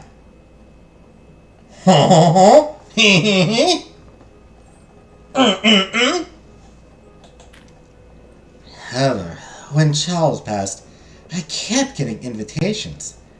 He had so many friends, and I hated the idea of letting him down more than the idea of being in a room filled with people I don't care about. So I started going. Listen to me. That was certainly more than you asked for. Now, what about you? What made you want to come to Paris?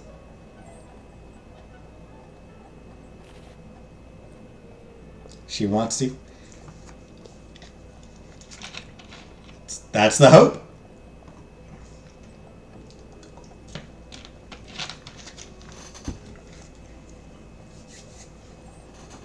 I came here because I'll do anything for love.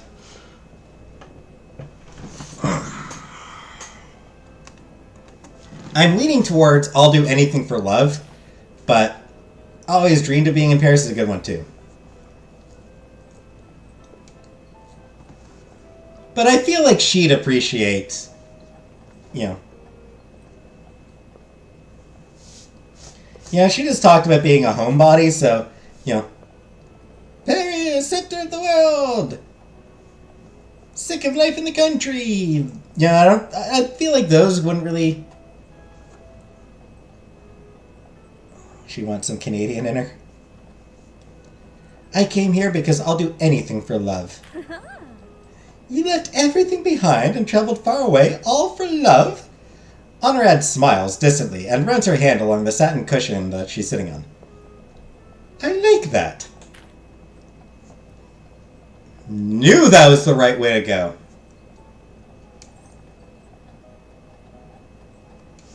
Gained more favor with her. You're ruled by your passions. Such things aren't in vogue in this age of reason. But I feel like if one is going to be controlled by anything, it should be love. Perhaps I'm getting ahead of myself, but I imagine the next question you'll ask me is how long I've been in mourning for. Nope. She's not wrong. She sighs. That is a reasonable question, though not one I like answering. You see, as of last week, it's been 2.5 years. It's a long time spent in mourning. You maintain a neutral expression, but you can't help but dwell on the fact that 2.5 years is far longer than any prescribed period of mourning.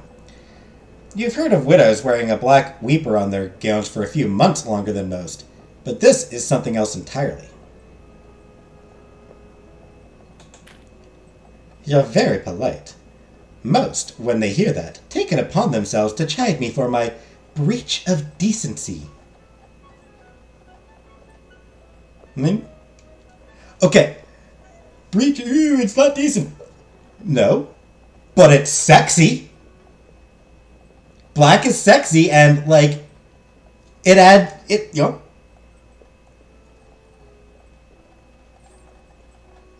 just adds that extra layer of mystery and I'm saying. Remember Meatloaf said I'd do anything for love? Yeah. Did your mind ever fill in the blanks as to what he would not be willing to do? He says in the song what he wouldn't be willing to do.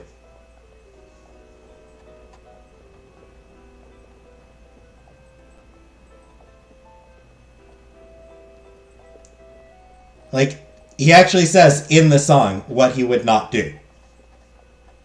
And it's something like forgetting or moving on or falling out of love or something like that.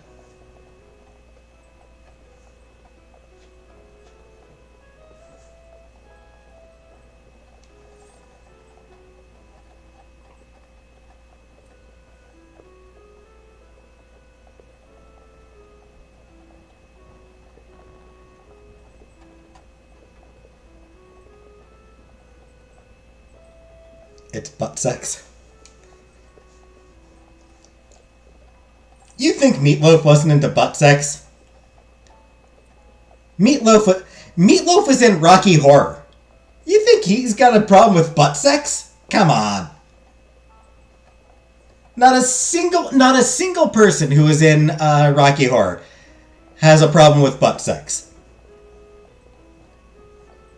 Like as soon as you perform in Rocky Horror, you automatically don't mind butt sex. Come on. He said in an interview to ignore all those lyrics and that it's about anal. That's the rumor. All I'm saying is that nobody in Rocky Horror Picture Show is going to be anti any kink.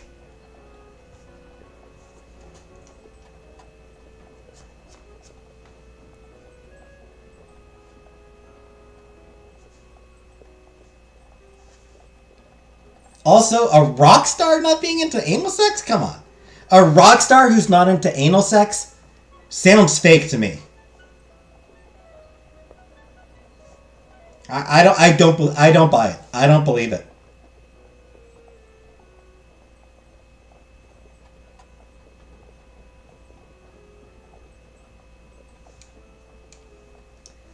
I do not believe that there is a rock star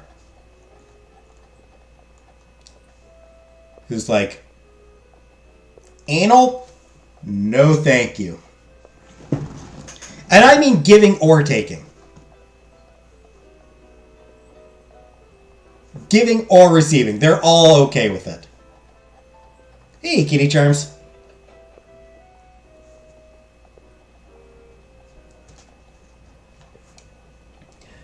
Right now, we're taking a break from the game to talk about Meatloaf taking it in the butt. How can you not do it for love? How can you not do it because you're on loads of drugs? Anyway.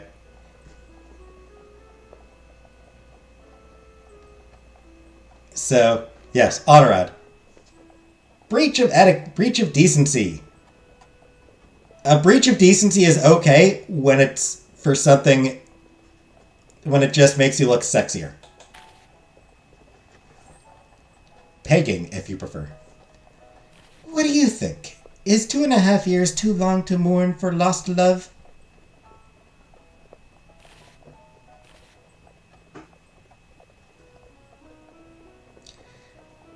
There's something romantic about casting aside decency for the sake of grief. Fabulous and leap of faith.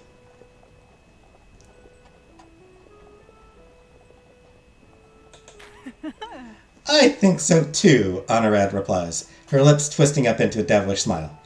How can we say that we love someone if we're not willing to defy the rules of decency to do it? Right? And again.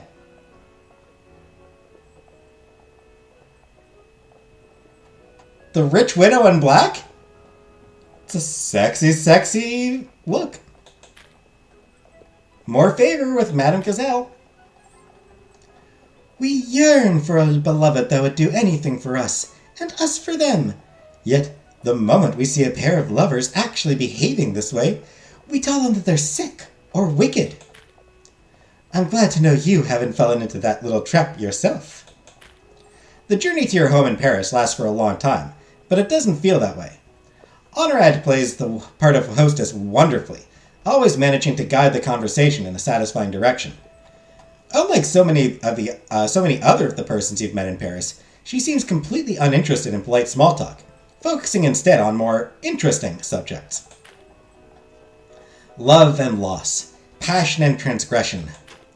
You barely notice it when the carriage arrives at your home. Without interrupting you, Honorad signals to Renee. The coachman silently hops from his box at the head of the carriage and opens your door for you. Honorad offers her hand to help you up as you get out of your seat. When you take her hand, you find yourself looking into her eyes.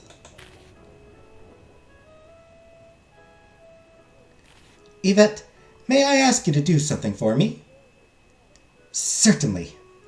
Anything for you, Mama. Anything for you, Mama. Oh, yeah. When I introduced myself earlier, I told you to call me Honorad. Now that I've spoken with you a little more, I've had a change of heart. I would much prefer if you called me Madame Gazelle when you addressed me. Would you be comfortable with that? Yes, Madame Gazelle.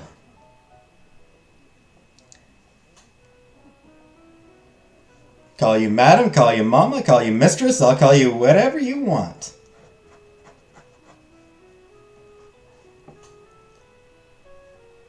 Just as long as you're calling my name. God damn it, I'm sorry. I'm sorry I'm being horny on Maine here. I'm sorry I'm being horny here.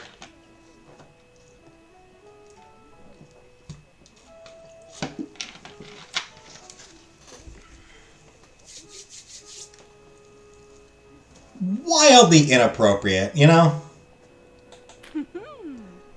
Merveilleux, merveilleuse, merveilleuse, merveilleuse. She helps you down from the carriage and into the street in front of your house. Hopefully we should meet again soon. Bonne nuit, Yvette, she says to you before Renee closes the carriage door. Oh, I apologize. Because I am being way too horny. Because I'm being stupid horny. I'm being like cheesy horny. Soon, with a crack of his whip overhead, the coachman spurs the horses into action, and the carriage winds through the streets and disappears into the night. Gain favor with Madame Gazelle. Okay, Killface. I'll be finishing up soon anyway, so you won't miss too much more, Killface. But good night. You turn to your home and see that Camille is already there, holding the door open for you.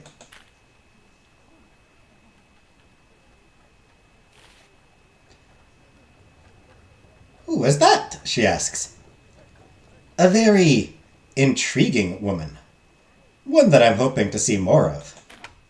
Your mind brimming with new possibilities, you step inside and head upstairs. Slowly, you get undressed and open your journal to record exactly what transpired tonight.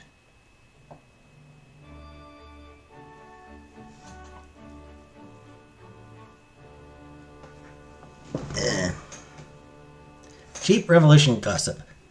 A book salesman was recently arrested for printing profane criticism of the royal family. Is it punishment for vulgar slander or repression of necessary criticism?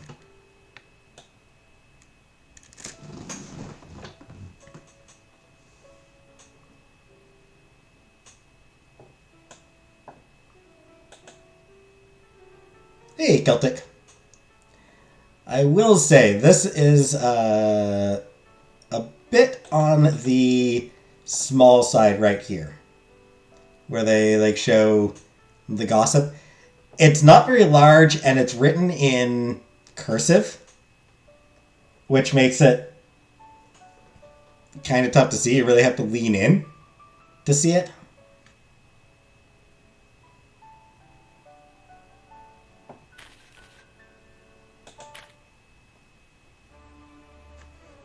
Hey, we've finally begun the main story, Chapter 1. And yay, another achievement.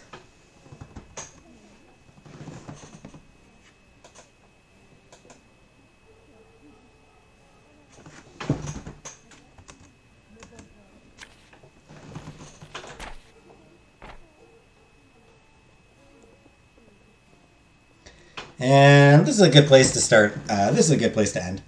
Literally standing on my TV. And this makes for a good place to end this first episode of Ambition, a Minuet in Power.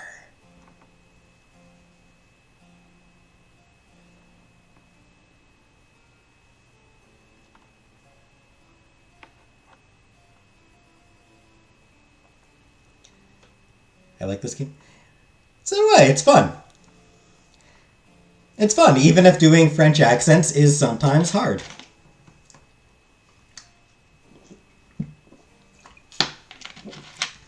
It's not the voice. It's not the accent. It's just the voices. Sometimes doing like weird voices is hard on the throat.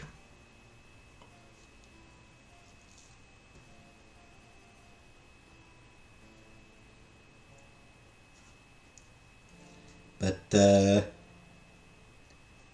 I am also glad that this game is going to be shorter than Our Life.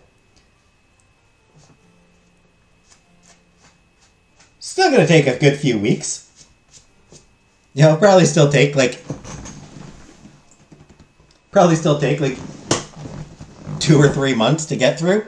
Just because of the way like I'm interacting with chat and everything, it means that like everything's slowed down.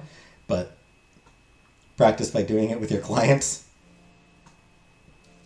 I think not. I think that would be a good way to get fired, maybe?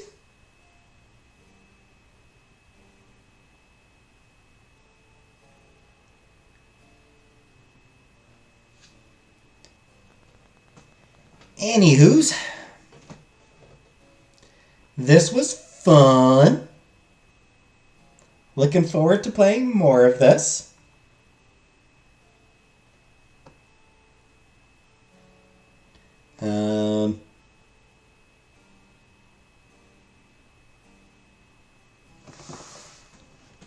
So, thanks for watching. I may or may not make it on tomorrow. We'll see. But thanks for watching for tonight. And I will see you next time I am live. I'll see you next time I'm on. And good night, everybody.